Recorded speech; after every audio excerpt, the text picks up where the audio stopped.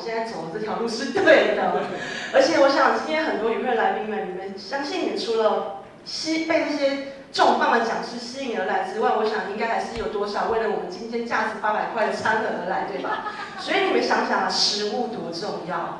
不是只是色香味俱全，只是吃进去之外，让你感受到身心上面的平衡。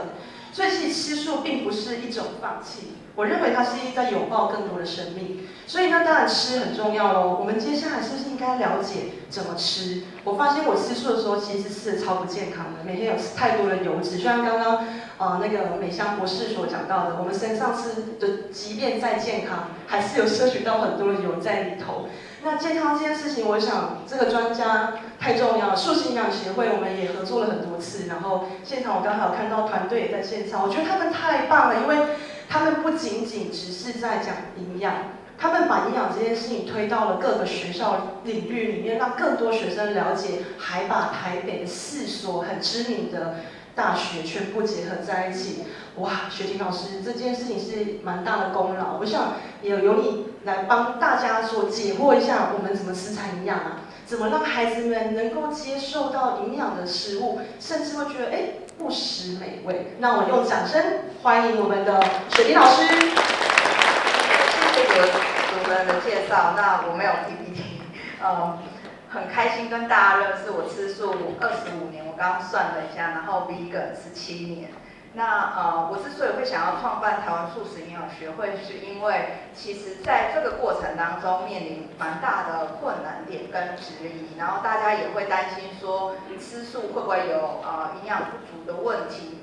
那因为我本人是营养师，之后我就对于这些问题非常的有兴趣。那我觉得我们一定要在这个方面帮大家解决这个问题，大家才能够更安心的吃素。那健康的饮食其实我们大家都知道，就是要有一个均衡，有全谷杂粮，有豆类，有蔬菜水果，然后有很多坚果。可是我们看看台湾现在有多少人做得到？其实蛮少的。从国民营养调查我们知道，大部分的国人可能一天只有吃大概10克左右的纤维质，可是我们需要25克才够，对不对？那大部分人吃的不够，所以其实植物性的饮食一方面可以解决我们很多的营养问题，它富含纤维质，然后还有这个镁，还有叶酸，还有维他命 C， 有很多都是日常生活中其实一般的荤食者不太容易摄取足够的。那当然，素食者也有他本身需要注意的营养问题，包括像是维生素 B12、Omega 3脂肪酸，有一些微量矿物质。可是如果你是一个均衡的植物性饮食，其实这一些问题是蛮容易解决的。那还有就是我们的环境已经越来越好，我们现在有很多有 fortified 维他命 B12的一个食物。那这个当然也需要靠着我们跟食品界一起更努力，让这些营养素能够更普及。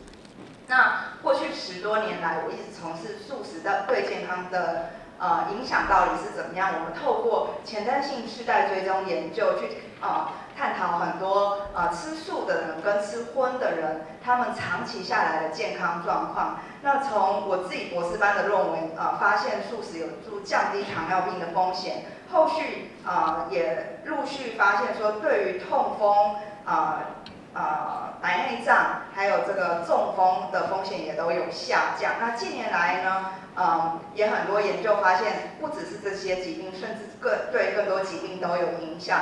包括我们自己透过世代追踪研究去串联健保资料库，发现素食者在医疗的花费大概下降了15%。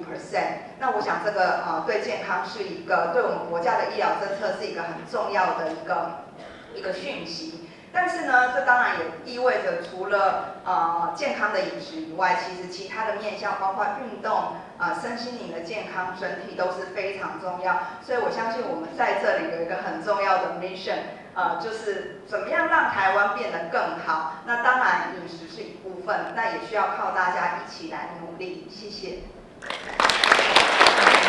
谢谢雪婷老师。